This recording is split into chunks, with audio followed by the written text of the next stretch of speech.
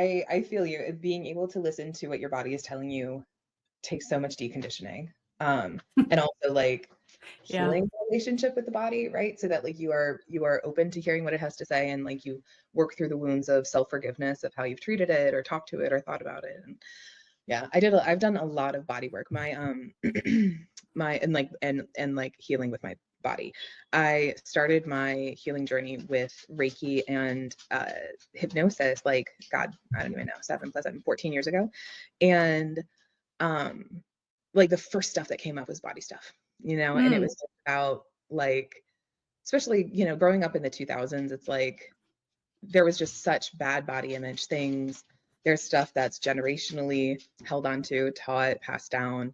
And so that was one of the first things that I worked through. And while I worked on like healing my relationship with my body and stop trying to put it on, like, stop disconnecting from it, it wasn't until I did a specific, it was a thing called Psych K, and it's like a sort Oh of, yeah.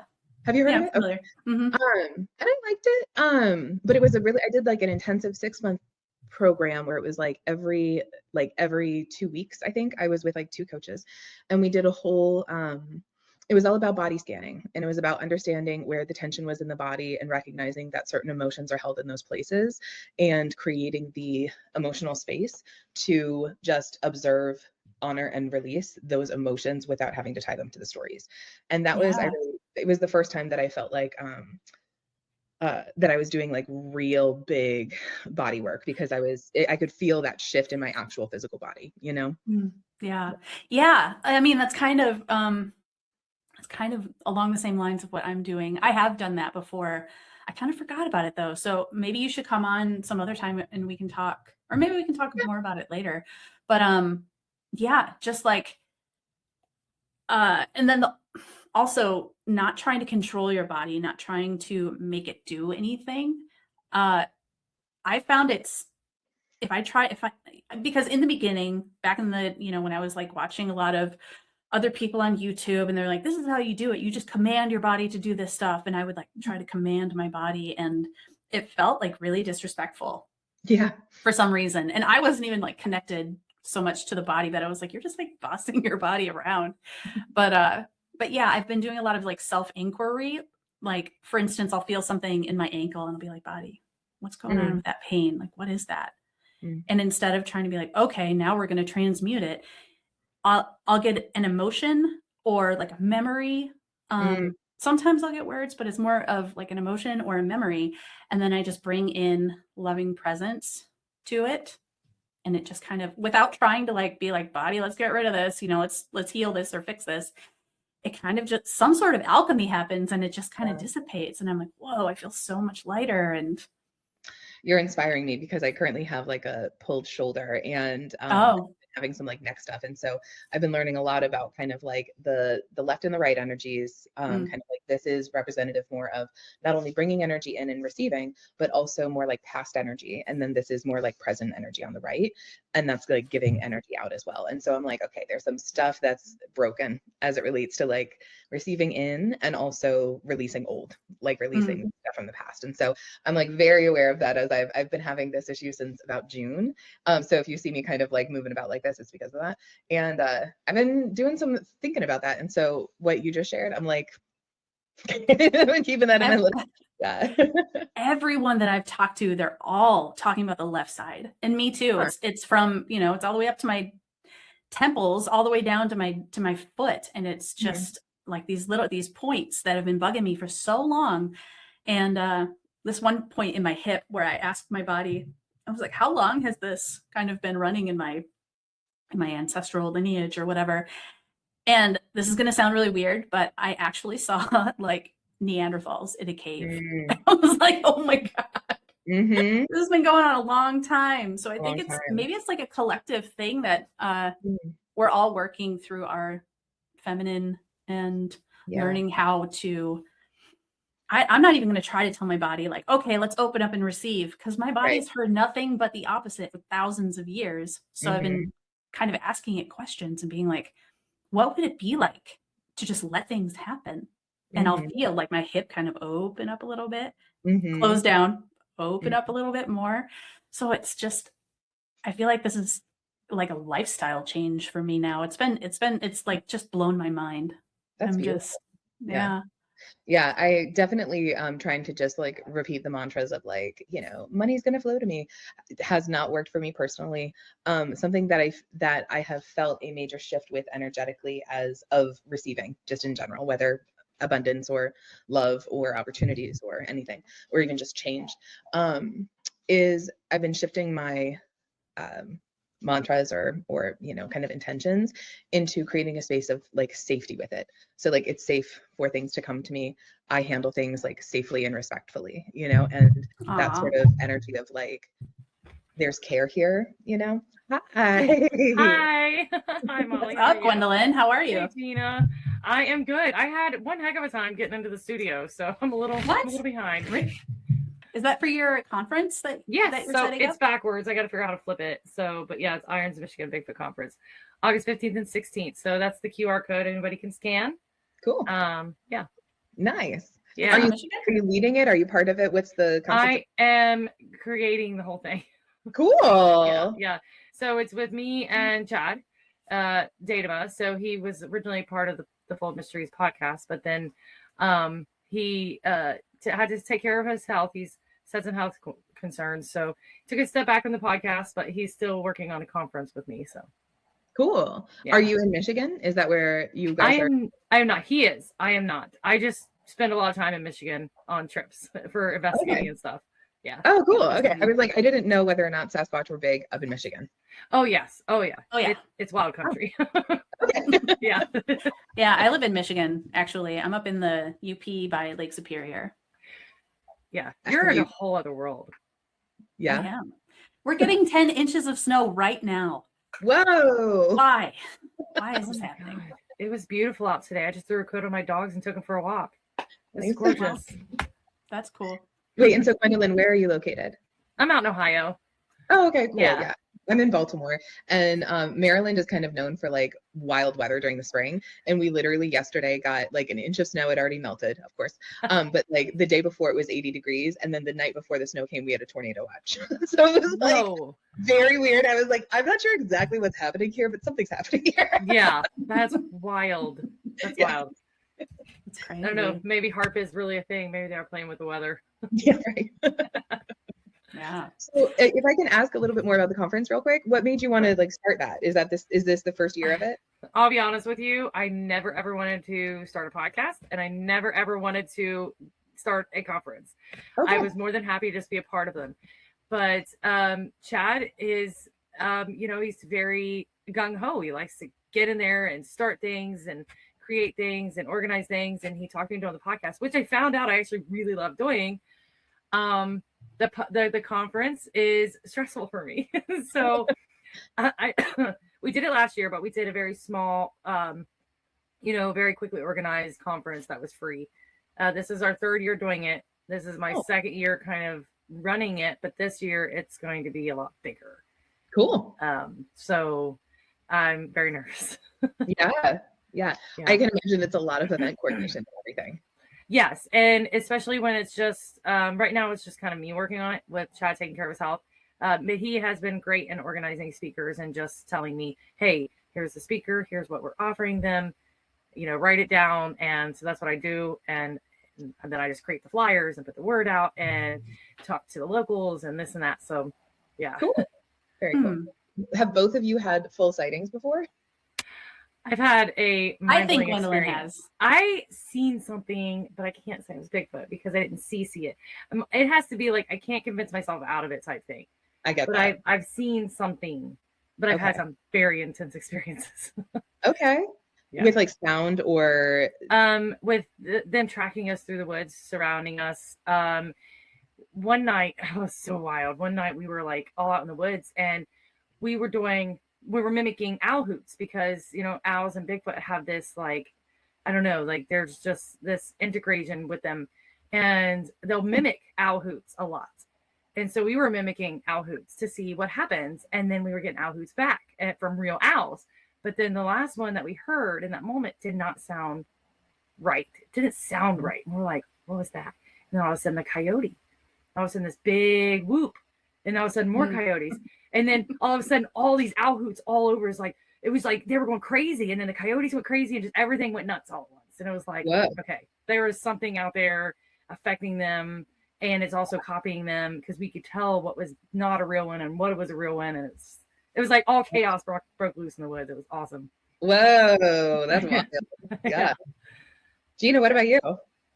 Oh, me? I don't even know where to start right now. I mean, I've had at least one physical sighting that was in the daytime, and I had mind speak with that, telepathy beforehand, where I was looking down a road, and all of a sudden I heard, look, wait. And I was like, okay, got nothing better to do. So I just kept staring at the road, and then, well, it was like a logging trail, and there were heavy woods on either side. And out of the woods walks this really tall humanoid, all in black figure. And must have been, I don't know, at least 6 feet tall. I was probably about a quarter of a mile away.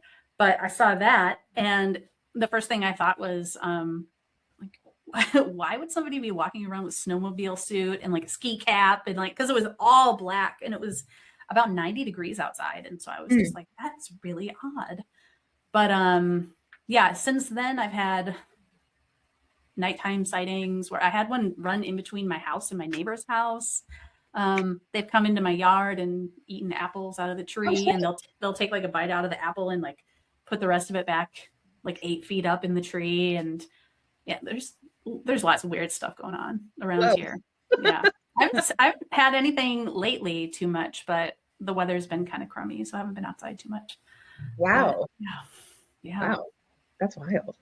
That's cool. That is cool. So you know what, Molly, I want to find out more about you. I want to find out more about your journey, and like, basically just tell me everything that has led you to this point. In a nutshell. I was like, I'm so loquacious and there's so much, we won't have enough days. So where I am now is I do energy work for myself and for others, and that includes hands-on Reiki, and it includes essentially like a meditative healing journey that's like in the astral and in the Akashic records. Sorry if you hear Eddie squeaking, my dog is right next to me with a toy begging for me to and so where I am now feels like such a formalized, a milestone of where I feel like I really have my hands around kind of what I have already accomplished, and now also what I'm trying to get more into. Like, I definitely want to grow much more in like skills and in tools and in methods around energy work this year. But I feel like I've gotten to a certain place that has been like a 14-year journey. And so we were talking at the very beginning of this where I really started my healing journey with receiving Reiki and hypnotherapy. And with that, with Reiki, my like third eye fully like turned on. And I've always been very creative, with like really intense visuals in my mind anyway, like really strong dreams, really strong creativity, like things kind of very, very rich inner world. But when I received Reiki, it was the first or second time, and it was my hypnotherapist had been training in it. And so she was the same person who did both. And when she was going over each spot on my body, I saw a really clear visual of being a different kind of animal in its native habitat. And so it was like being like a sparrow in the Pacific Northwest, and I could feel like the wind through my feathers, or like I could feel like the heat under me as like a wild cat at night, and like on the land, and like all these different things that it was like as she was over me, I was seeing all these things. And that was a totally different kind of experience. My hands are starting to like pulse energy. It was a totally different experience of receiving energy visuals in a way that wasn't just imagination. And so I feel like that really turned some things on. And then the same practitioner, we did hypnotherapy, and I had my first past life regression. And that really opened up some shit for me. And so those happened about 14 years ago. And that put me on a path of just like learning about incarnation, learning about the structure of souls, like learning about essentially kind of more of those things. And so that started it. And so I started really getting into that. I started doing some card readings, so that also allowed me to do more intuition and channeling work for myself, and then like for friends and stuff. But then things really like cranked up a notch. Maybe about 5 years later, And like I would have really almost like intense dreams, past life regression dreams, prophetic dreams, that kind of thing. But I moved here right in 2020, and I had a loss of a friend then, and that really jarred me and brought me back into learning about what happens after we die. And so that became a whole path of knowledge. And then 2 years later, I had another loss. My stepsister passed away, and both of those were unexpected. And when you have unexpected losses, especially with someone who's younger, it really rocks your axis. And so I was like, I literally had to take a break from working in tech. I'd been in tech for 20 years. I knew I was like working towards some sort of healing something, modality of something. And I was like, if you kind of can't trust that you have time, like I need to take a break and reset and see what the fuck is happening. And so 2022 was my very big awakening, because that's suddenly when I started seeing energy with my third eye on other people. It's when I started understanding more about our galactic ancestry. It's when I started learning a lot more about sacred geometry and the patterns of the universe, and how our perception creates our physical reality, and like all of these different things. So it was like that really opened up a lot of stuff. It also we were talking, sorry to just kind of keep monologuing, but we were talking at the beginning, before you joined, Gwendolyn, about kind of doing like body work as you're doing energy work, and as you're healing through things, as you're working through your ancestral stuff, as you're working through your own, this incarnation stuff, and how important it is and how hard it is to really reconnect with like consciousness in the body and allow the body to give you messages. And that's like such gentle, intentional work. And it's so important. And it's so different from what I went through in 2022, which was like, I felt like getting fire hosed by just like, here's what reality is, and it's like, I was like on psychedelics for a whole year, even though I wasn't even doing psychedelics. Like I was just like, holy crap, my whole reality construct has been deconstructed. And so that was wild. And I bring it up to say it's so important to like find other people that are going through the kind of like awakening journey and the healing journey, because it can be such a solo experience, especially in our society. Like culturally, we don't have a concept for this. And so it's like, or at least as where I'm from, I don't. And so I'm like, it was really important to find a virtual community that also were kind of through similar things. And in time, and in applying various healing methodologies for my own personal self, I then finally got to more of a stabler position to then begin sort of like recognizing what I wanted to then offer to other people. And that was 4 years ago now. And so now 4 years later, I kind of have my set things that I offer, but also like the other sort of like wild out there energy stuff I do. I don't do all of that for people for a price. I sometimes keep a lot of that for me, And so there's a little bit of background there. Nice. I just want to say, like, you have that light behind you, and like your hair is very blonde and pretty. And you just like look like an angel. I just gotta say that. You do. You look like an angel. It's amazing. Wearing white too. I'm like, oh. Yeah. Thank you. I do have a question though. Yeah. So you spoke about hypnotherapy. So I've heard of people, me being one of them, that struggle. Well, I've never been hypnotized. Struggle to be hypnotized. I mean, I struggle.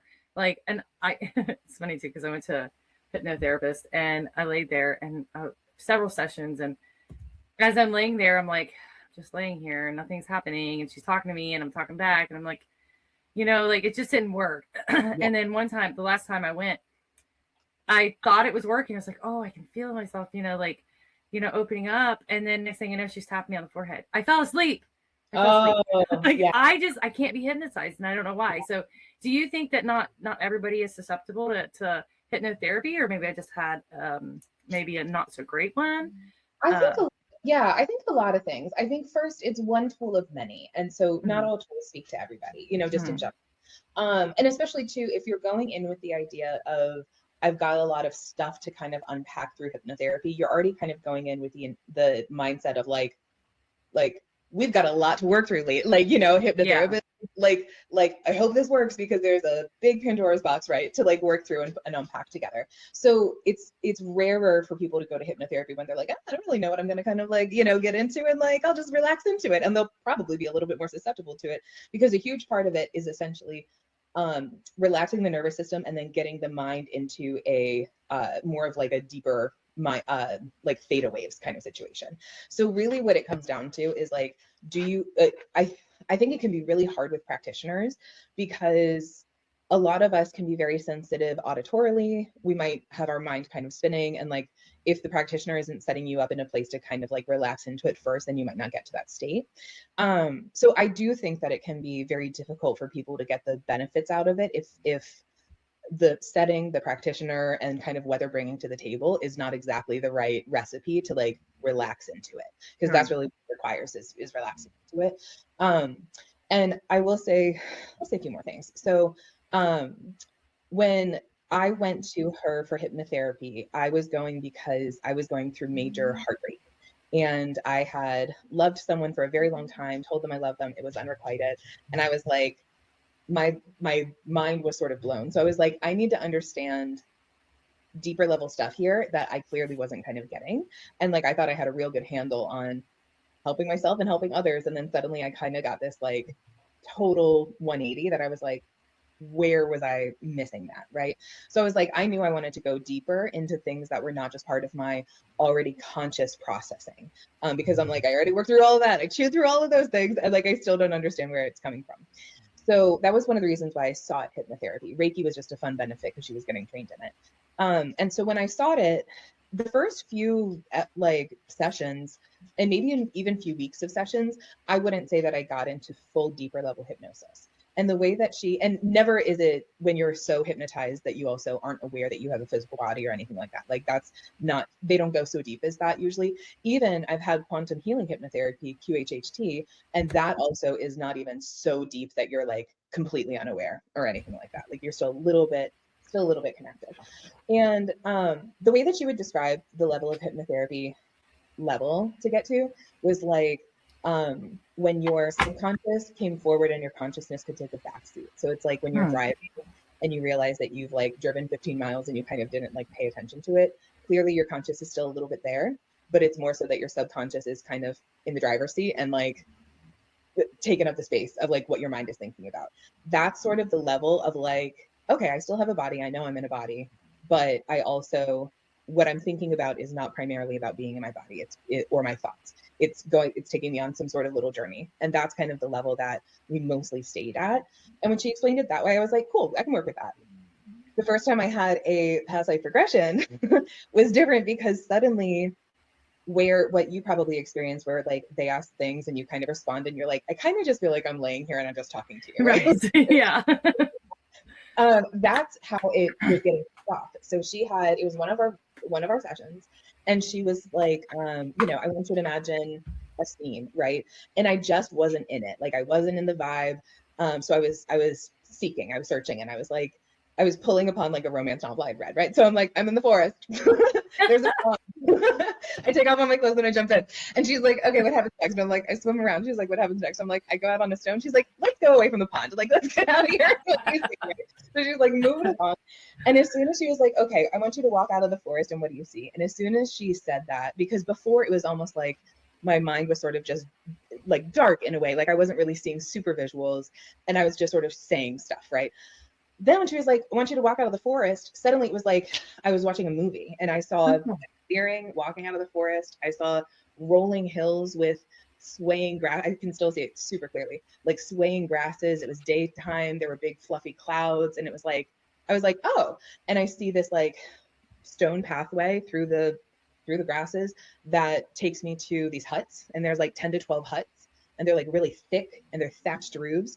And I was like, oh, I'm in my village. And she was like, that's an interesting word to say. Like, tell me more. And so I'm explaining to her what I'm seeing. And she goes, I think you're in a past life regression. I want you to tell me the year in 3, 2, 1. And as she was counting down, I was seeing numbers spin like a little lottery, like slot thing. And it was like 648, 846, da, da, da, da, da. And as soon as she went, I like landed on one. Let's say it was like 648 or something like that. And I later looked it up. And what I had experienced was very much within this year, which was life. Oh. So I was in Scandinavia. I haven't totally figured out exactly where it was though. But I obviously didn't look like me. And I was in this small village and I was suddenly in this woman's life. And so I was able to like she like had me go through the people that were in my life, look at their faces, see whether or not I recognized any of them.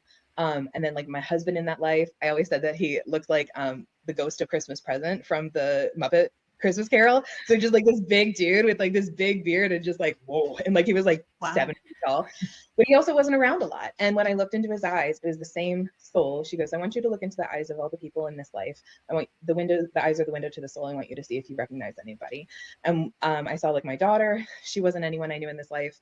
I saw my son, he wasn't anybody that I knew. And then I looked at my husband and he was the same person I had been in love with and had this heartbreak over. And so I was like, oh, you know, and when you're kind of in that subconscious realm, maybe emotions come through, but I was like, it was more just of an understanding. I'm like, now I get it. Like, now I understand why there was this connection that was so clear to me that we were definitely going to end up together and then didn't, right? Why there was this pattern of wanting to be together, but actually being apart. And so like, there were just a lot of things to kind of unpack there. And it was also a gift of like self-forgiveness, because for so long I was like, how did I not see? How did I not know? And getting that kind of information, I'm like, oh, this is like soul contract level stuff. This is karmic stuff to work through. And we weren't supposed to be together in this life. And now I understand more about like why I felt like it was so sure, you know? And so I bring that up to say that when that was happening, it was a totally different level than when you're just laying there and kind of talking. Cause like, it was literally like information was just being fed to me, you know? And so I'm like, all I was doing was sharing the information that was coming in. So I think that's when a lot of my like channeling stuff kind of started. But so I wanted to share that because I don't think that hypnotherapy is for everybody, but that's why I got into it, is because I needed to get into some of that deeper stuff. And it definitely opened that up for me. I learned about soul contracts and sacred contracts. And that's, to me, that's been a very healing piece of knowledge to now have, you know? So wow. Yeah. That's amazing. That's amazing. I've heard of some people going through their hypnotherapy stuff and I'm like, oh, I wish that could be me. But it's well, just do you meditate at all? No. Or channel or anything like that? I don't know if I channel, but I see stuff all the time. Like Okay. all the time. Yeah. Yeah, Not there's intentionally.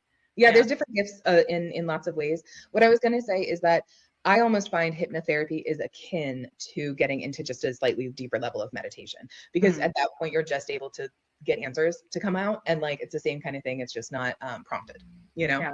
So like that, if people want to go for hypnotherapy, go for it, you know, but also it's not the only way to kind of get information, you know? So yeah, that makes a lot of sense, because I'm ADHD, so my mind never stops. So it's hard for me to meditate, very hard, because I'm a go person. And even when I'm sitting there, my mind is thinking about 10 things ahead of everything I need to do. So I've never really been meditating because I feel like I feel guilty because I'm like, you're wasting time. You got too much to do. So like maybe that's part of why I wasn't able to get into the, that whole state of mind, but who knows? But yeah. There's a whole routine with it. You know, and Gina, I want you to talk soon because I've been on the mic a lot. I'm just having so much fun listening to you. You're so eloquent. You're a great storyteller. Thank you. But I have ADHD too. And I think one of the things that has helped me in actually getting to a place where I'm able to bring my subconscious up and my consciousness higher is setting actual routines and methods of when I start that kind of work. And so for me, I work with a lot of concepts of spirals. So when I am okay, let me give myself 5 to 8 minutes just to kind of do a quick meditation or something, I first think of creating a spiral below and to each side and above, and then kind of within the body. And it's creating it's almost like you're giving yourself a task. And with ADHD, we don't mind tasks. You know what I mean? So it's I'm okay, task right now is clear, so I'm okay, clear it out. But what it does is inputting that intention of I'm here in this space, I'm here to clear my energy out. And it's not just I'm working, let me give myself 5 to 8 minutes, let me just breathe. You know what I mean? Because it's the mind's going to do stuff. So by doing kind of focused intentional work, whether it's your eyes closed or your eyes open, or you said, you light the candles, you do whatever, a little bit of that routine of setting the space for the intention and knowing that there is a container of time has helped me with my ADHD and combating essentially the how much effort it takes to really calm the nervous system and regulate it, and then also give enough time for the consciousness to actually like kind of like go up and like get information in a way, because it does Yeah. take a little time, you know? So, Hmm. so that's just something too. It's just like, if it is something that you're interested in doing, finding out what kind of routines feel good to you is a really good way to start. Yeah, So, that's a really good idea. I think I'm going to try that because that makes a lot of sense. It's like yeah. a proper way to busy the mind. Yeah. Yeah. And you know, the other thing too is like, something I always say is like, if you have a lot of going on in your mind too, rather than either trying to ignore it or even typing it out, if you try and do some like seated meditation or just kind of quiet time, get yourself a notepad and pen, and like when things come up, just quickly jot it down, because it means that the brain's not going to have to think about it anymore. You've now Hmm. created a motor function for that task, and also a physical reminder of what to like think about. Hmm. And so like the more that you then set the time for yourself, but also give yourself like the out to write down the things that are in your mind, so that they can just kind of, they'll be there when you come back to it. Yeah. It'll get easier and easier and easier each time that you do it, to then like be like, okay, I actually don't worry about my to-do task right now, right? Because it's like Yeah. I can't think about it in 10 minutes. But that's because I've been doing this for years now, you know? So like give yourself those methods of like clearing the mind, because we do live in a world where there's a lot of things to keep a track of, and especially with ADHD, all of the containers are waiting to be opened and filled and like and reorganized Yeah. and stuff. So it's like, I get it. I get it. Yeah. That's great advice, and I'm definitely going to try it. I'm excited to try it.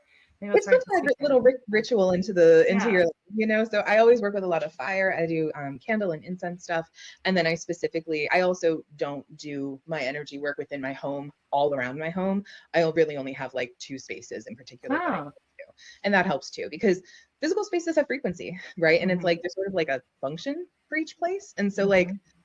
yeah, I don't really do it like anywhere else but like here, and I do it in my den. But that's only because my den, I've had a lot of accidental like downloads happen. So I'm like, Ah. sacred space too. Yeah. That's awesome. I'm curious. You said something about creating spirals to clear out your space. Do you want to Yeah. talk a little, like maybe walk people through that? Yeah. So where do I want to sort of start with that? So I'll start with the concept of um uh every shape has a certain frequency, right? And what that means is like, uh where do I want to start with this? Every shape has a frequency. Like if you were to put sand or like sand on a drum and like do it, like play a certain frequency note, you would see the sand rearrange into a certain structure, and that's sort of like the sacred geometry 2D version of what that frequency looks like. And so knowing that, there's always kind of like ways to bring in certain shapes or concepts to create a physical container, a metaphorical physical container of space around where you are when you're about to do energy work, so that it is kind of closed in and, I'll say protected in a way of like protected from distractions, not necessarily like having to protect yourself from entities or anything like that, but like just really setting the sacred energy space. And over the last few years, I've realized that one of my preferred methods is to connect into the four walls around me, ceiling and floor. And I think of essentially creating an outward energy spiral that helps bring the energy from exactly where I am out through the one direction. And I also now, just to kind of add into that a little bit, each of the directions kind of hold a certain element or look like a certain kind of piece of nature to me. So like to the south is sort of like fire and like swamps. And so I'm like, I'm honoring kind of fast transmutation that way. And liminal spaces is kind of like what that sort of means to me in a way. West is actually more like, I often think of Bigfoot. I think of the rolling hills, green, like sort of like softer mountains in a way. And so I push the spiral energy out with my mind, maybe with my hand, with the idea of essentially clearing the physical space that I'm in out one direction. Then I do the next, and next, above and below. And then you kind of imagine it that it's just sort of like almost like an antenna in a way, kind of just like, you know, releasing that energy out with the idea of between these four walls, ceiling and floor, everything now within it is like sort of cleared out. And so that's one of the things that I do, is think of that. And then I also do a physical body spirals, one that is, what is this, counterclockwise up, and one that is clockwise down, and that kind of mimics the Merkaba, if anyone's familiar with that. And so I essentially think of these two spirals that start in the middle of my body and go up and down, and you're kind of like a slinky at that point, right? And so you're just kind of like, let's just clear this energy up and out, or down and out. And then I sort of create like an energy like egg around me. And so using these shapes and using these elements and these intentions of clearing energy space and also creating a container of energy space can be really helpful doing, especially doing like channeling work and stuff. Yeah, yeah.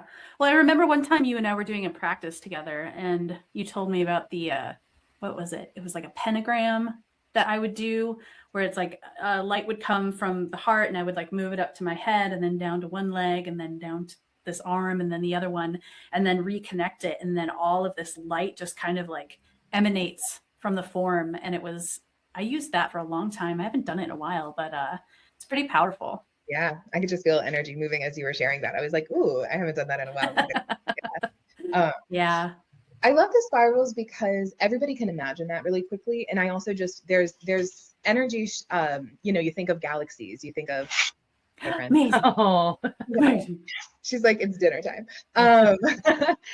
You think of just sort of, like the Fibonacci sequence, right? It's like in nature, everything's a spiral. It's not linear. And so in being able to sort of harness, that sort of function of energy, it's okay. That's not get down. Thank you. I love you so much. It's a powerful shape to move energy, move it out, so Yeah. Wow. There's so many different ways to kind of do it though, yeah. How do you like going back to you, Gina, how do you like to sort of like create the container? So what I usually do is I'll just center myself, 3 big breaths. And then I'll just call in all of my guides into my sacred space, and I'll feel them coming through the pillar or whatever into my field. I call in my guides, I call in angels, my highest self, the Sasquatch people I call in a lot of the time.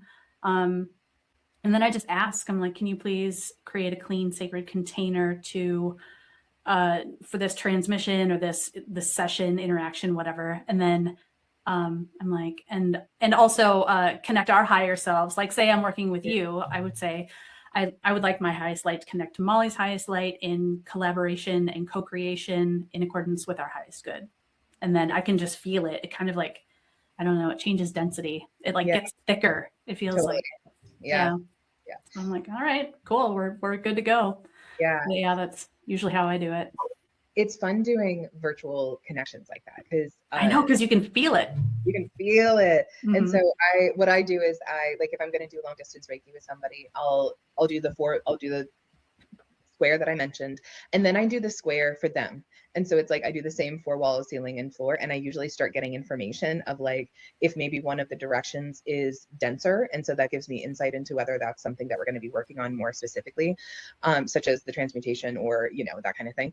And but so like I do square, and then I do almost like a little telephone, like I think of it as like the tin can cord. And so it's like I imagine so I'm like, okay, where are you in the world? And you're like Upper Peninsula. I'm like, okay. So I like imagine this like fiber optic cable that's just like from yours plugs all the way into mine. And as soon as it energetically connects, I can almost imagine myself as a like astral body stepping into your space. And that's how I'm able to start the process is like, I'm like, okay, now I can scan where you are. I can kind of scan what's happening within the room itself. And like, that's really interesting too, because I don't pick up that energy until that connection is made, Okay. Yeah. That's, I haven't been, thus far able to get super clear visual stuff. Just sometimes I'll get flashes. More often I get impressions, but I have been getting a lot more like lucid dreaming. I've had a few times recently where I'm in like a regular dream, and then all of a sudden I feel this like thing getting peeled off my third eye, and everything's like hyper real and vivid. And I'm like, oh, I'm in a classroom, and here's Molly, and here's like people that I know, and like different situations. Yeah, it's happened a few times. And I'm like, you got to remember this. You have to remember this. And then I do most of the time remember it. But yeah, it lasts for a few seconds, and then it's like, and then it shrinks back. That's super interesting. Yeah. That's super But I would love interesting. to get like ultra clear visions. That would be cool. Yeah, like the visuals I have, like it's such a blessing. It's such a gift. It's such, and like not a gift that I'm the only one that has it, but like I feel like it's a gift. Like it is like it is a blessing to be able to have this. And the pros and cons, it was really tough when I was a kid. You know, I used to have vivid night terrors and nightmares, and even with my eyes open, not being able to perceive the difference between my physical reality and the stuff that I was sort of seeing as an overlay. So like Yeah. pros and cons. And I will say that I kind of like dimmed it for quite a while. But one reason or another, I believe my third eye is like very strong and active. And it's fun because the more I work with people as my clients, they usually start seeing more visuals too, especially when I do hands-on Reiki. So like there'll be people that have like, it's so cool. So like they're laying down and I'm like, do you usually see visuals when you get like massages or whatever? And they're like, yeah, not really. And then like I'll do it and they're like, so that was weird. I saw colors and then I saw eyes looking at me and I was like, cool. Oh yeah, I see eyes all the time. Yeah. I know this is the Molly show. Do you mind if I tell you a nice, it's a very heartwarming little story from today? So as you know, I have 3 dogs, and one of them, Casey, he's our youngest. We got him from actually one of the prisons out here. They did a program called Dogs Adapt, where the inmates train the dogs for 10 weeks and live with them and stuff. And so we got this little guy, and he's extremely active. He's a blackmouth cur, which is like some sort of herding ranch dog. We had no idea, but and there was a lot of information that wasn't shared with us. Anyway, he's got a lot of behavioral issues, and he's very dog reactive. And so I have to find really out of the way places to bring him, because otherwise, there's he's gotten into a lot of scraps.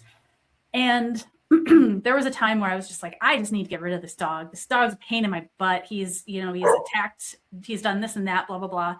And I've definitely come full circle from that, where I know he's in my life for a reason. And I think he's been in my life a lot of different lives. I feel like he's been with me for a long time. But I actually connected with his highest self today in the tub, where I do my best work.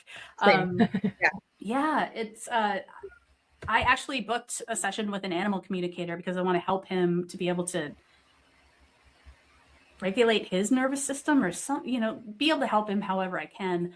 And I realized that my energy was not the best when we first got him, and I didn't understand him at all. So it's like I would go out to the woods, or I go to the park and bring him, just have this like frightened, defensive energy, which he totally fed off of. And so we were kind of mirroring each other.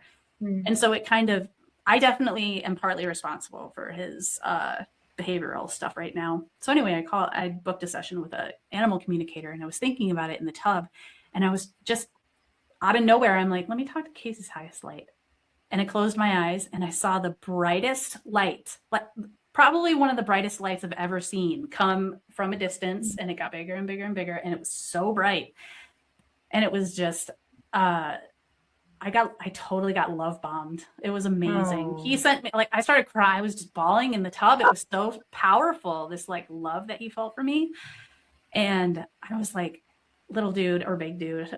I guess he was a big dude because it was like a big pillar of light. I was like, please forgive me for, stuff that's happened in the past. I'm really sorry. And he just, I heard it clearly. It was just like, all is forgiven. And I was all, crying in the tub. But it was amazing. I'd never really connected to an animal in that way before. And so, yeah, I would love to open up to animal communication sometime. I could totally see you doing that. Like that feels very like a good match for things. Yeah. I have one dog on one side of me and the other dog on the other side, and I'm getting a snoring chorus. So if you hear them, oh, nice. Yeah, that's what that is. Oh, I'm glad we're all dog ladies. Yes, totally. Yeah. I understand dogs more than people. Oh, for sure. Yeah. That's so beautiful though. I was going to ask what his higher self came through as. So a pillar of light. That's beautiful. That's beautiful. And so pure. It's like, yeah, it was so pure. And I don't know if you ever see this, but I always see like a little pinprick of light in my mind's eye, and it's like the brightest white ever. Sometimes it gets a little bigger and it kind of wobbles a little bit, but then it goes away. It was like that, but it got really big. It was almost like blinding. It was so bright. Wow. So he's I don't know. He seems like some sort of big wig in the angelic realm. Cool. Oh, Yeah. what an honor to be able to take care of him as a dog in this one then, you know, I like that's know. Yeah. So it gives me a different perspective. And yeah, I think that's so important, is to periodically kind of go throughout your relationships and kind of just, all you have to do is apologize to the field and ask for forgiveness. You know, if you feel bad for something, you don't have to regret it anymore. You don't have to carry that stuff. You can just say, please forgive me. You know, I'm really sorry. And you can feel that energy coming in. It's like, you're never denied that forgiveness. Yeah. You know? That reminds me of do you guys know what I'm talking about? It's I think it's a Hawaiian spiritual. Ho'oponopono. Yeah. Yeah. Yeah, I love that one. My eyes closed. Okay. Yeah. Yeah. And what is that? It's like, I'm sorry, thank you, please forgive me, I love you, or in order of those, right? Yeah. Yeah. Beautiful. That's beautiful. I have never really done a ton of connecting in with Maisie's higher consciousness energy. She hasn't shown herself too much like that to me, but I did when I was getting Reiki certified. I my second level, and again, because it's like, you know, this thing is like a little movie maker, and so it's like everybody else is like, you know, in the like holy fire placement, which is like the final initiation of your like level 2 Reiki. People are like, oh, I was really calm, or I saw some colors, and I was like, well, I had a whole journey. Sharing it with them. And to keep it brief, in my second level healing, second level certification, the final visual I had was a version of me by kind of like a lake, and I saw this like white dragon, kind of Falcor like, that was like swimming in the water, coming up out of the water, and then I was able to like ride it in the water and all kinds of stuff. And when I came out of the meditation and I was like driving on my way home, I like connected it that like that sort of dragon energy is here as like a very small little incarnation here as Maisie, and like have that physical, like that she's here as like a physical presence in that way. Yeah, she absolutely, we are major soul connected, this dog is. But other than that, I haven't done much with like working with her higher consciousness. But I do want to share this little anecdote with you guys about my cat, because cats are very different from dogs energetically, and like multi-dimensional cosmic beings in a teeny tiny little body. And so I got this little kitten, and she was like, I still have her, she's outside doing who knows what right now, and she was a rescue. So she came to me very small. She was like 6 weeks old, and she was so tiny. So the first night that I had her, I was like, she needs to sleep in her carrier, because I'm gonna roll over and kill her. Like she's like an ounce, you know what I mean? I'm like, oh my god. So the very first night I had her, have her in her carrier, have a carrier like on my windowsill, and so it's like right next to my head. And so as I'm like kind of going to sleep, I'm like, oh, let me try and like connect in with this kitten psychically, energetically, and kind of see what I see. Girls, like it was cosmos, shapes, multi-dimension, colors, galaxies. I was like, oh, what? This tiny thing that's been around for 6 weeks on this earth, like holy shit. And it was the first time that I was like, oh, okay, I like really get it a little bit more now, that cats actually kind of do have their energy perception in more than one dimension at once, like definitely. And so it was literally like if you were to like do like a zoom in on space, right? You were just like, oh my god, all of these things are just out here. That was really cool. And so that was the first time I've ever had like a psychic connection with one of the animals, and I haven't done it since, because I was like, girl, that's your business. Well, that's what I heard, is that you know how dogs and cats could sleep up to like, I don't know, 14, 15 hours a day. That's what they're doing. And they I mean, which we are as well in the dream time. And, you know, like we disassociate all the time and float out of our bodies, but we don't remember it, but they do. And so they're off doing who knows what super human. I just saw on TikTok like a day ago of a woman posting a video just about that, where she was doing she was the animal communicator. She was connecting in with one cat, but the cat was kind of talking about how all cats essentially can connect into like different dimensions and universes and timelines and like kind of just have this like all-knowing knowledge in a way. And they were saying that like very few humans can kind of do that sort of connect up into like the other dimensional kind of work, because it's essentially accessing other timelines, other dimensions, and that's where like that information then comes from, like channeling wise. And what she was saying is that the cat was saying like not most humans don't do it. One, because we haven't lived up to our sort of like consciousness evolutionary potential and we're not using like all of our brain. But two, because we're supposed to have a human experience here and like actually experience the physical experience, you know? And so, but it was like, I was like, oh, that's like really validating and like also very like funny. And the cat was sort of just giving, you know, like universal wisdom, and then was like, if you have more questions, just talk to another cat. That's wild. Who was the animal communicator? I'll find it on TikTok and send it to you. I don't know. It was the first time she ever came upon my page, but she was just kind of like, she's like, so I was doing the animal communication with a cat and it was telling me all about like time and like, you know, and the concept of how time is just an illusion, but time exists outside of this reality and there's different parallel realities, like all kinds of stuff. It was really, our pets know that. Oh, totally. Yeah. It's really fun. I've always loved dogs. It's been really fun having a cat because it's like, it's just a totally different perspective. Yeah. I know. I feel like with dogs, I love dogs. Dogs are my pick, but I can't seem to not have a cat. Like I've always had a cat, and like I'm not even a cat person. Like I don't even really prefer cats, but I love them to death. I got 2, and they're both rescues, accidental rescues. I spent like tons of money to save their life, so I was like, well, you're mine now. But they just love me. They all 4 of my animals. I have 2 dogs, 2 cats. They all follow me around the house everywhere I go, and I'm just like, I'm an accidental cat person because like, I can't like strange cats that are like, oh, that cat doesn't like anybody. And it's like, oh, I love you. And I'm like, why? I don't even want to pet you, but I love you at the same time. That's so funny. I love that. Like, maybe you got like good like Lyran energy, you know what I mean? Just bringing in that like cat being energy into you, you know? Yeah. I'm actually allergic, which is why I try not to pet a cat that is not mine because I'll sneeze, but I've gotten used to mine. So like that's funny. They love me though. Yeah. I'm wondering, Molly, would you be interested in doing any little mini sessions with Gwendolyn or me? Like right now? Mm-hmm. Sure. Yeah. Gwendolyn first. Okay. Yeah. Let me, as I like to mention, I like to do a little fire air work. So one moment. I'm gonna burn some new incense for us. So Gwendolyn, by the way, I think you should know this because I think it's kind of funny. When I was growing up, I always said that if I had a daughter, I would name her Gwendolyn. I thought it was the beautiful name ever because it was like Guinevere and mandolin. Oh, cool. I love that. I love that name. You're actually the second Gwendolyn I've ever met. And I had a boss who had a daughter named that. And so I was like, oh, okay. I was like, yeah, I would have too. Yeah. that too. I love that name. Thank you. I love it. I love it myself just because my grandpa gave it to me. Aw. Yeah. You said your grandpa gave it to you? Yeah, he picked my name out. He was like, you're naming her Gwendolyn. That's what her name is. And that's what they did. I love that. I think it's so interesting. I think names are so interesting because there's a frequency in names, you know, and like, I agree. Yeah.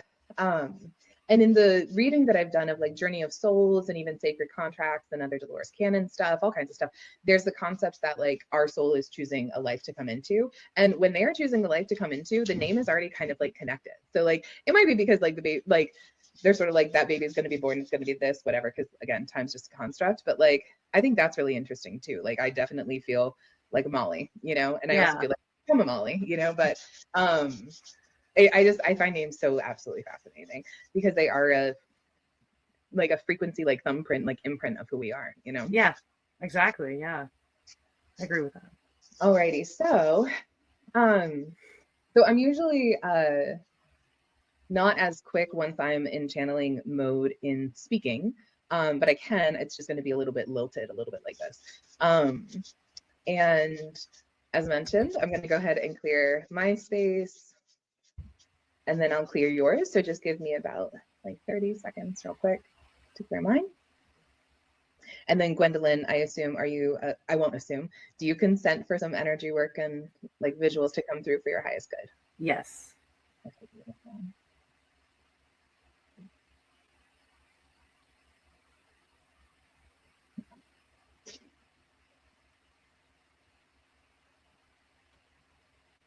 Perfect. My space was pretty easy to do because I set the scene before we did the video.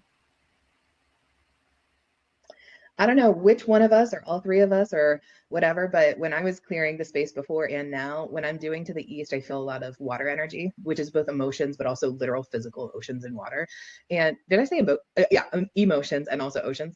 But I was feeling a hell of a lot of like water beings. So I don't know if one or some of us are connected into water beings, but they were like, we're here. We're like, there's layers and lots of them, and they are here witnessing. That's all. That's all. Alrighty. So you are in Ohio, you said? Mm-hmm. Yes. Okay. All right. So Can I close my eyes? yes, you can close your eyes or not, but we're going to do 3 deep breaths together. And Dina, feel free to join in with us. So go ahead and just breathe in through the nose and then out through the mouth. Good. And then breathe in through the nose and out through the mouth. Good. And then in through the nose, out through the mouth. Okay, good. And then feel free to breathe however you want to. I'm almost done connecting into your room, your space. Okay. Okay.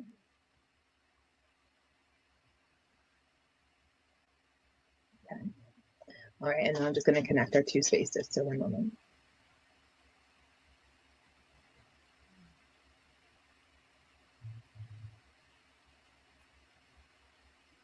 Perfect.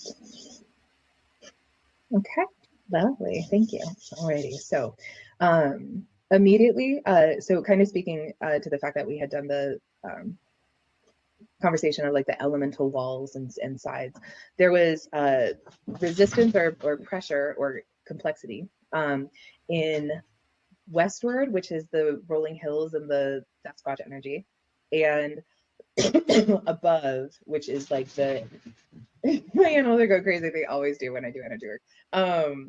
Above, which is like air, mind, higher dimensional, sort of crystalline, a little bit more like cosmic kind of energy. And so this to me was talking about some of the clearing of like crown chakra energy. And then there was something that was really interesting that I'll keep kind of a little bit brief, but there was a little bit of density in the floor. I see as kind of when I process, when I sort of clear in the spaces, I see it as like this kind of like a dark crystal spiraling downward. So it's like sort of like a like walkway that goes downward, and it's like covered in crystals, and you can kind of think of it as like magma at the bottom, and it's just this like denser transmutation. Yours was sort of fractally fracturedy, and so it was just kind of showing that there's like a bit of this denser transmutation, deeper stuff to process through that will come to in time, not during the session, that is it's not clear how to work through it yet, and it's okay, I'm going to put some words together. So it's almost as if like a crystal had fractured, but it doesn't have the concept of anything being broken. It just has the concept of something having many facets now. And so when that comes, when the concept of deeper transmutation, ancestral healing, physical body healing, just deeper, harder, emotional, karmic kind of healing stuff, that was showing me as multiple like facets to kind of work through. In the mind, it was a little bit more of clearing the mind. And then in the West, it was kind of like, and I'm like, I feel like I'm biased because I know you're holding a conference literally about Bigfoot. So I'm like, there's like this like burden that's like that way. And so one of the things I might recommend is, we already talked about how ways to kind of like clear the mind or even set ritual and like write things down and all of that. So like I feel like that kind of addresses that. For the other, it might be good to like,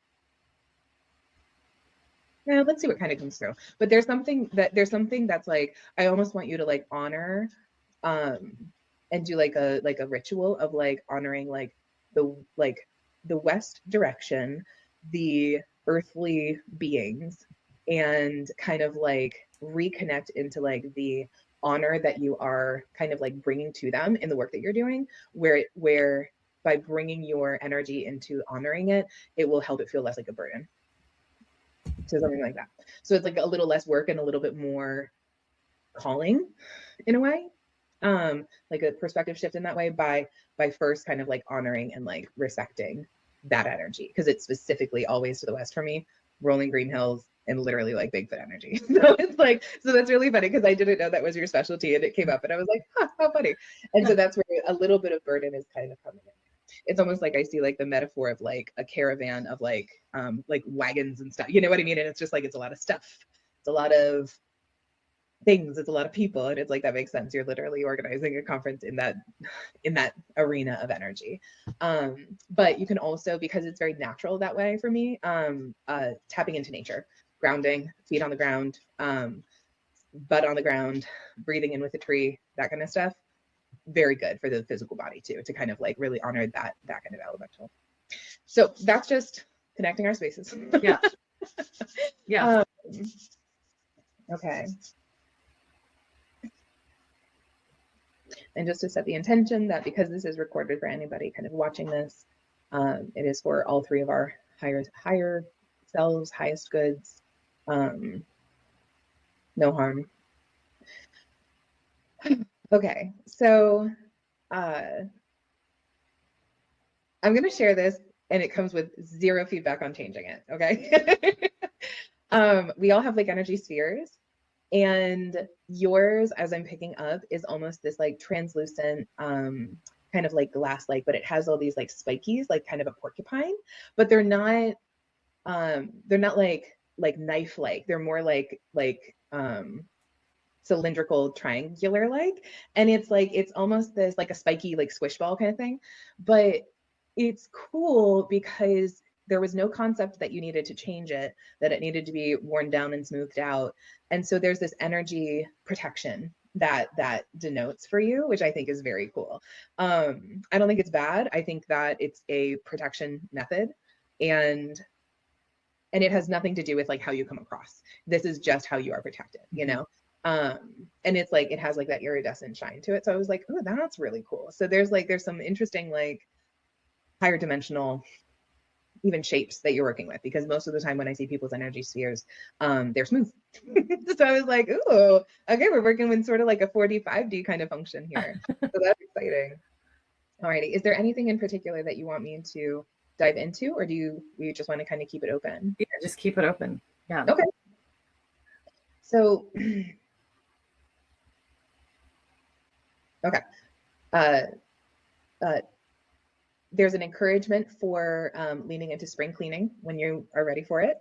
So a little bit of like a Marie Kondo vibe, and like just the correlation between, external order helps with internal order. So when you're feeling like there's a little bit too much intellectual burden, taking some time to figure out what you can also kind of clear within your physical space would be really helpful for that. So that's just kind of in your space around you. I just wanted to share that. Cool, but like your physical space feels very protected. Your animals feel like protectors. And then I'm just going to do a quick scan and see if there's anything in particular chakra wise or energy protection wise.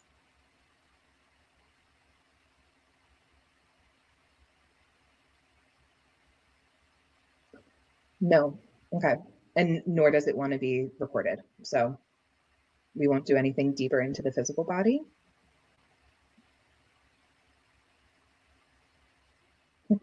So I'm just getting guidance about stuff to do around your physical space. There's something about like moving pictures or paintings or mirrors, like kind of like moving things on the wall. If you've been kind of thinking about like putting something up or shifting something, go for it. Okay.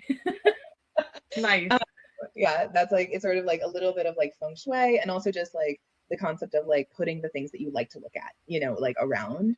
But it didn't want sort of like source didn't want me to go within your energy sphere and share anything more there that's private for you.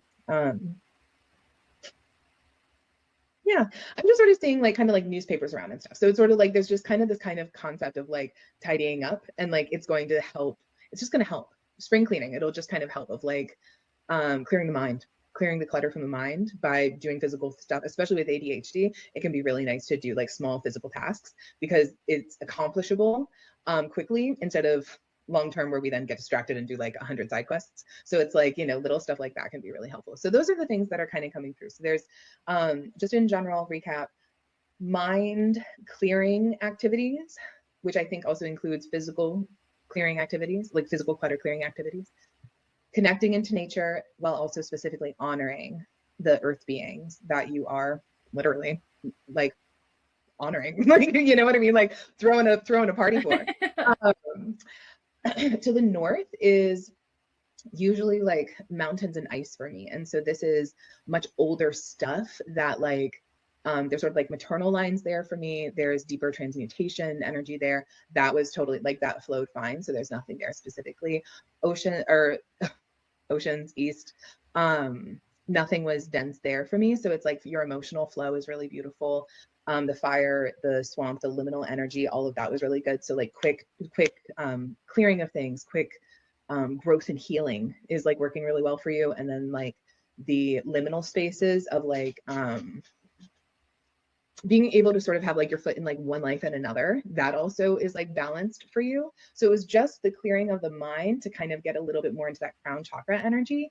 And then it was clearing of more of like, not even the root chakra, but lower, like the earth star chakra, I think is what it's called. And just like some older stuff, but that felt like it was like third in priority. So it was like clearing the mind and then honoring like nature and the earth beings were first and second. And then that's going to be like longer term stuff that's just going to take its time. And then your energy shield is very cool. You're very so and like honor your animals absolutely as little like angel guides that are with you. Like they are protectors and they are like I almost saw like an outline of a shape of a dog with light emanating from it. You know what I mean? So I'm like, oh my gosh, they're just like little light beings that are just there to hang out with you, you know, and protect you. So yeah, it's good stuff. So clear that mind, clear the physical space. Yeah. Get your ass out into nature. You know, good stuff. Good stuff. So yeah, that's so spot on. It's so spot on. If I could give you a little bit of feedback, it's wild because I've been getting cabin fever because of not being inside all the winter and working on the schoolwork and everything that I've just finished up.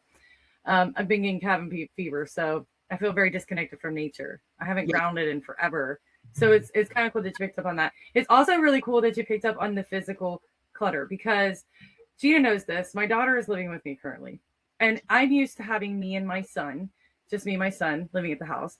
So you know, we kind of set the house up how we wanted it. And then we moved a second family in to what was already kind of a small house. And so I feel like there's just everybody's stuff is just here. And I feel like it feel very cluttered. Like my space is always very cluttered.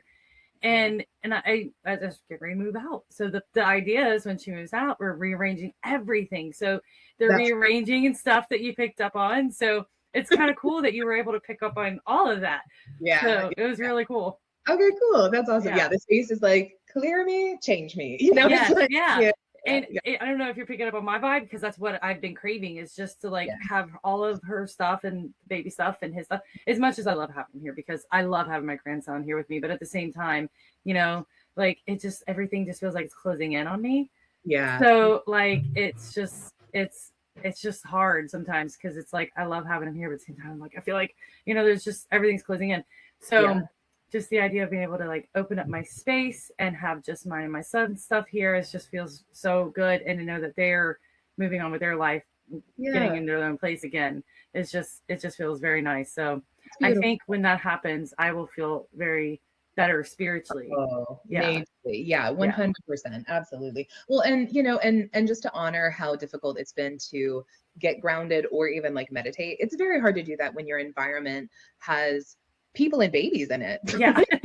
It's like, you know, that can be really difficult. So, you know, honor that and do the other stuff in the meantime that is easy to do and feels good. Yeah. And all that, 100%. Yeah, absolutely. That was wonderful. Thank you. I appreciate it. Also, are you burning incense or a candle? Incense. I could smell it. Yeah? I could totally smell it because I was like, that smells like incense, not a candle. That's I was so like, I'm funny. gonna ask her when she's done. It's a very like I don't know, it's like a very woody Yes, smell. yes, yes. Wow. Kind of Yeah. like a musky, more like a Yeah.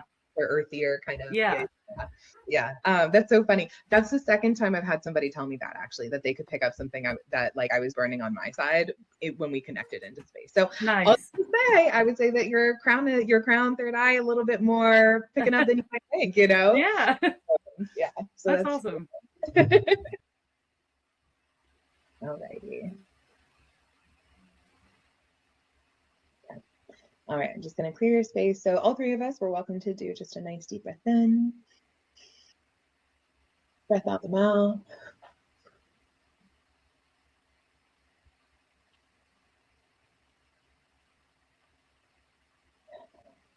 Into the nose and out through the mouth. Just nice deep breath.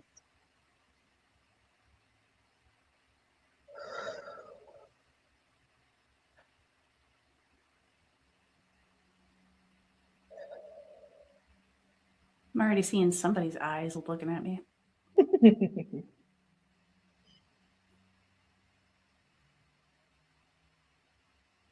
Alrighty, and now we're just going to connect spaces for a moment.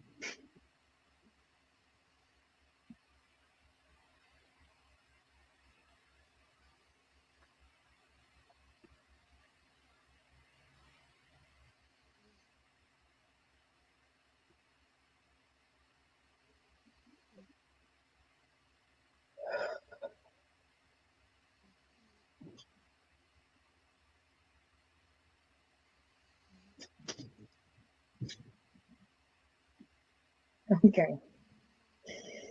So first things first. Well, actually, there's quite a few things that came through.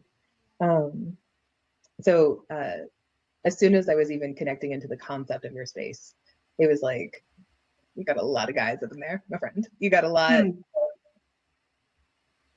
uh, bodies and beings. Speaking of little multidimensional, there's my girl and the little black kitty. It was just like lots of bodies, lots of entities, not a bad thing, but just kind of like your crew's there. And then I was like, as I connected in like the little telephone cord, I sort of saw this like almost like a fire like portal to kind of, that's like on my side that was like connecting. So I like stepped through that to see like kind of in your space, but then you stepped through into mine and I was like, okay, like, let's do this work, psychic and psychic. So you stepped in and we like held hands, and then it's like the two rooms came right together. So it was like square and square became a rectangle. So it's like the two front of our rooms were like now like connected. So that was the first thing. The other stuff, directionally, specifically felt some density towards the north. So the mountains specifically felt some not density, but encouragement of working with the water beings and water energy. So riffing on both of those real quick. So mountains and ice, stuff that takes time, right? Stuff that takes that has taken time to form, that will take time to unform. So you think of like so like when I think north, I'm thinking like because I was born up in like Hampshire, so I'm thinking like that kind of like north of like these mountains that have been transformed, turned over, like all of that kind of stuff, but then these like glaciers on them, right? So it's like we just have a lot of like, there's like, it has taken millennia to create some of these things, like we were talking about at the very beginning, right? Like you was talking about body pains being held in for generations that go back to Neanderthal, right? So it's like there are patternings that just like can be stuck. And so that's some of the density that was coming through. That's definitely ancestral lineage. And personally, there's always kind of the energy of mother lineage for me in that as well. And so I think that that's definitely calling. So that's to be kind of worked through. Water, multiple things came through for this. So one, it was like baths, obviously, right? So like water healing. But there was the energy of, and I think this must have been why they were coming through for you, but like connecting in with the different civilizations and or beings, cultures, Lemurians type energy that like water people, were water beings, because there's different energy with them, and I feel like there's sort of soul lineage there that will just add into your healing journey. So they were like kind of beckoning to be called, to be connected with. And that also included animals that exist within our world too, the like whales, dolphins of it all, but also like mer people and different civilizations that have lived on, under, or near the water, like all of that kind of thing. So like there's stuff to be connected in through there. And I think you can do that in your own way, your own gentle way. There was pressure above. So unlike with Gwendolyn, where it was a little bit more busy, yours felt pressured, like there was like something kind of coming down. So like there's clearing out, I guess, maybe, of the crown channel, the channel, light channel energy. There's something that is feeling like it is blocking what could be as clear as it could be. And it has this energy of like not wanting to be dealt with, right? So it's sort of like, it's almost like it's, I'm trying to think of a different word.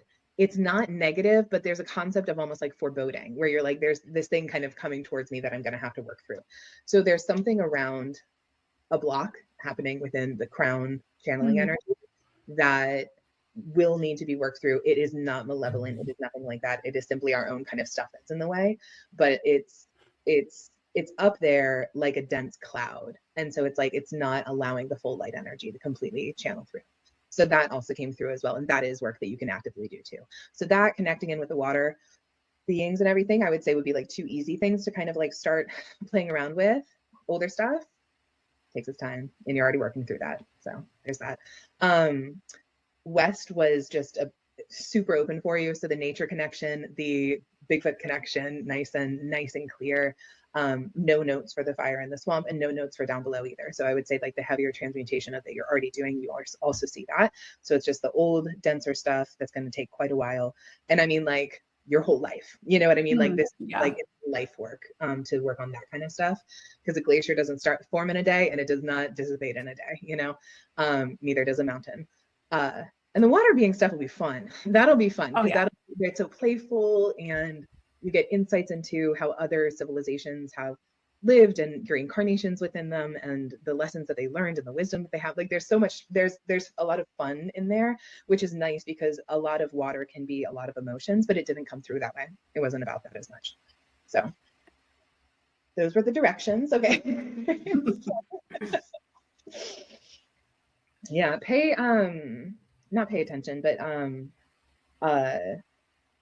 find methods that you like in clearing the mind, and seeing if that kind of helps clear that crown channel for sure. Okay. Alrighty. And now for the rest. That's so funny. I immediately saw you with like really long hair with like flowers and like moss in it, very like druid like, and I was like, yeah, okay, cool. Yeah, we got that energy. Yeah, you're very connected to earth spirit and like earth spirit energies. Like, yeah. Not just Gaia, but like kind of Celtic-y sort of, it is what it reminds me of, in the ways that they were connected into the land energies. Okay. All right. Let me just see what kind of other messages come through, so we can just, yeah, lots of guides. Lots of guides in the way that feel like teachers. So like it almost feels like a I don't even know a good word for it, like a teacher convention. Like it's like all of your masters and guides and like mentors are like all within arm's reach. Like they are all right there, and you are already like working with them and honoring them and knowing how to connect with them. And so it's like you just have like a whole school in your home that's like easily accessible as soon as you place the call for who you want to work with. That's really cool. That's really interesting. And like different, different, very like across different kinds of beings.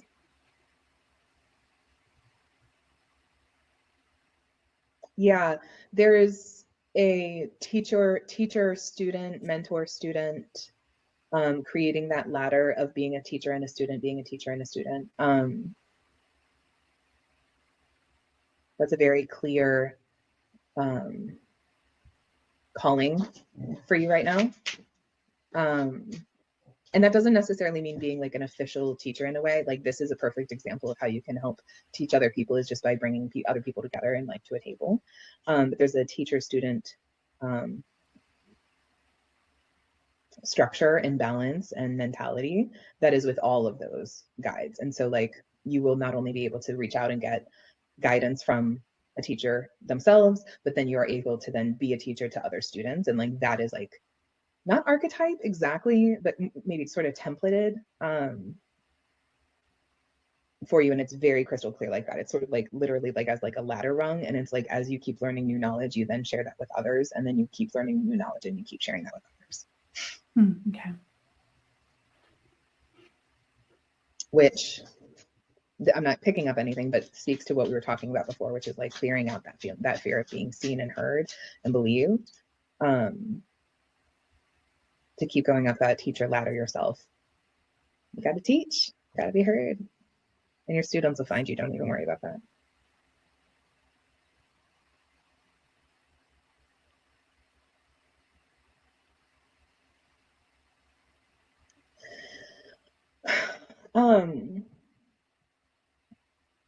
I don't remember this about you. Did you grow up with like in a more religious household? Yeah. My on my mom's side, my grandparents were very Okay.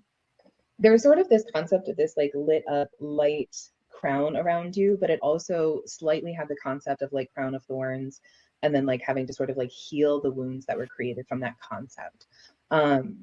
So often that brings up the concept of healing through like religious trauma and like the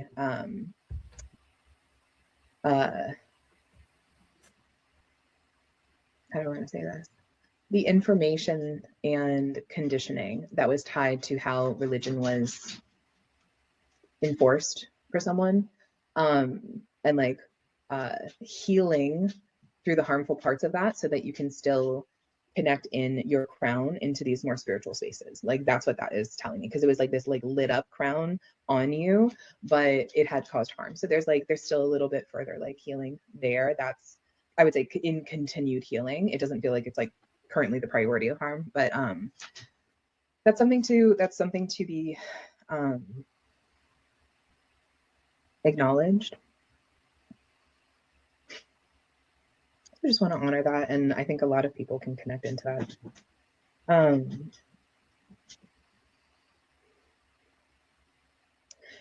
It's showing me that that's a connection to the third eye. So the third eye is wanting to be opened, but when there's a physical circlet like crown on the head, it blocks that energy of the third eye.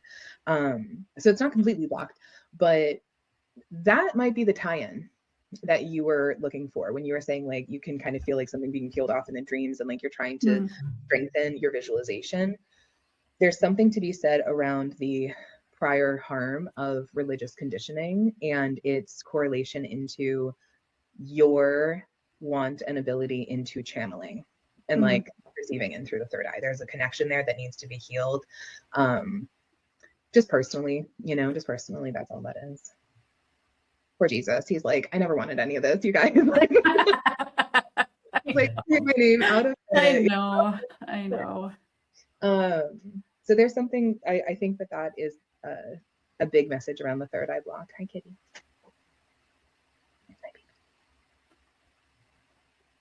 But I can see it wanting to open. I can also see I can feel it. Can you? Yeah, there's like literal pressure. Yeah. When you work with me, the third eye's like, I'm ready. When I see people's third eyes, I often see them as an eye, but I see the iris as different colors that denote what their third eye is either able to do or kind of connected into.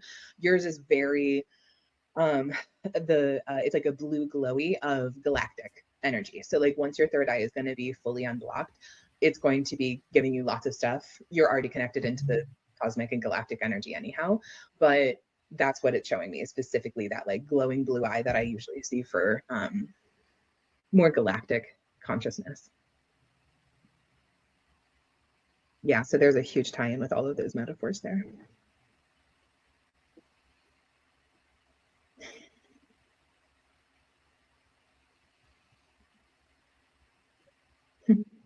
There's a sort of sweet and kind of funny little metaphor that's coming through. It's I'm seeing like a cloak on you, but kind of like how Girl Scouts will like get pins. There's like patches on this, but it's not patches to mend the cloak. It's patches of like things that you've learned and like honor or experiences, that kind of thing. So like it feels like in general there's a big, oh, are you okay?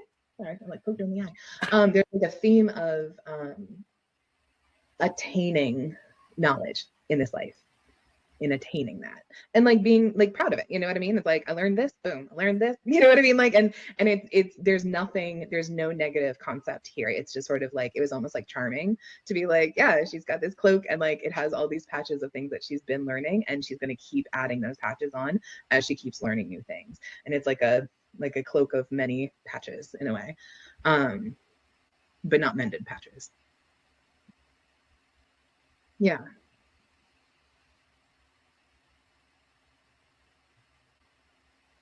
Yeah, I'm gonna leave it there. It's a sweet visual of seeing you with like druid like hair with moss and flowers, and then like a bright glowing circlet, and like the third eye wanting to open, and then this cloak of just knowledge on you, you know. Yeah. And then just surrounded by these teachers, like it feels like you could just literally reach out and you could grab three, you know. So like they are here for you. Last thing I'll kind of say on that, which is a little bit more of my interpretation than it is necessarily a channeled message. As much as there is a need to teach others in your teacher-student journey, so much of this feels as if it's actually just a very personal journey for you. That it's like, it's about personal knowledge growth and like personal evolution in that way, and that it's not as much about I learned this, then I help other people learn it, then I learned this, then I help other people learn it. It's more like I've learned this, now I'm on the next rung, and it's like, and if I have the opportunity to share it, then people learn. But it's like it's more about your own personal growth journey in that way.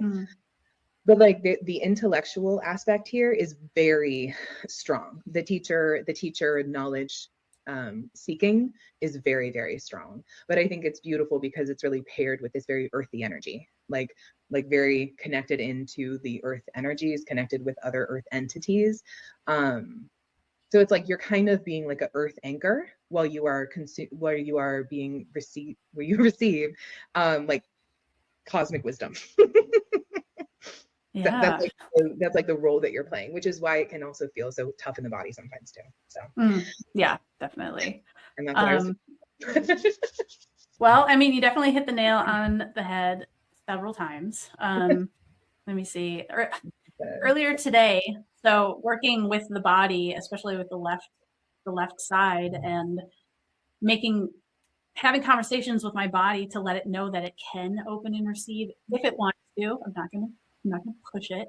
Yeah. But I invited Mother Mary's energy to come in, and I was having this thought process with myself, like, man, I'm not feeling it very much. What's going on?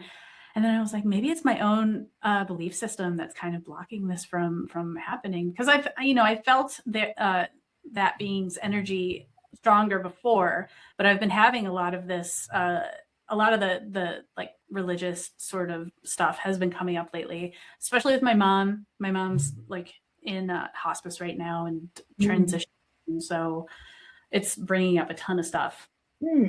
So while I was in meditation, I was like, okay, well, thank you, Mother Mary.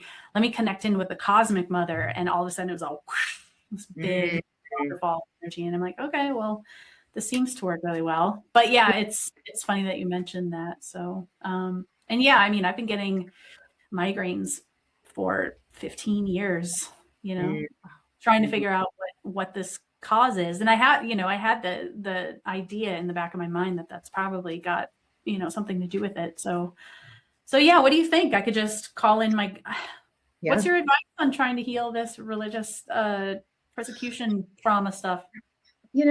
I think that, well, first I would say I would actually kind of separate those two things as two different things. I think that there is the the harm that religious conditioning causes, and then separately, while also, they're always like, pipe down, right? I do see it separate from the persecution and the trusting oneself and all of that. So I see those as separate things to kind of be working through. I would say, especially because, so the ice and the mountains and the mother stuff definitely makes more sense now. And then thinking of sort of like this, like coming down energy from above, to me, meditating. Like, I think that if you were to, because you meditate anyway. So like, I think that the more, and this, like the more energy work you do, the better you feel anyhow. Like when I give people Reiki, I don't feel drained afterwards. I also feel like I got Reiki, So I think that the more you do that and keep it a very consistent practice every single day, and I would not usually give people that advice, but I think for you particularly, I think that's going to help you connect in with the water beings. I think it's going to help you get the downloads and insights from your body, from the ancestral healing, from the mother healing, from the religious healing, like all of those things I do.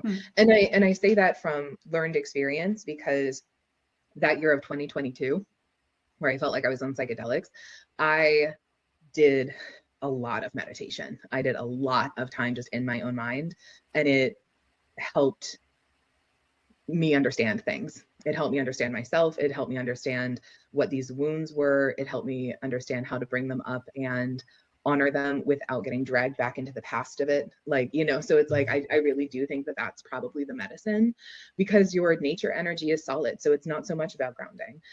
Your water energy was good. It's not so much about emotional processing and crying it out. And it wasn't feeling like it was specifically about physical action. Like sometimes that'll come through too, of like, move the body, it's going to help process things.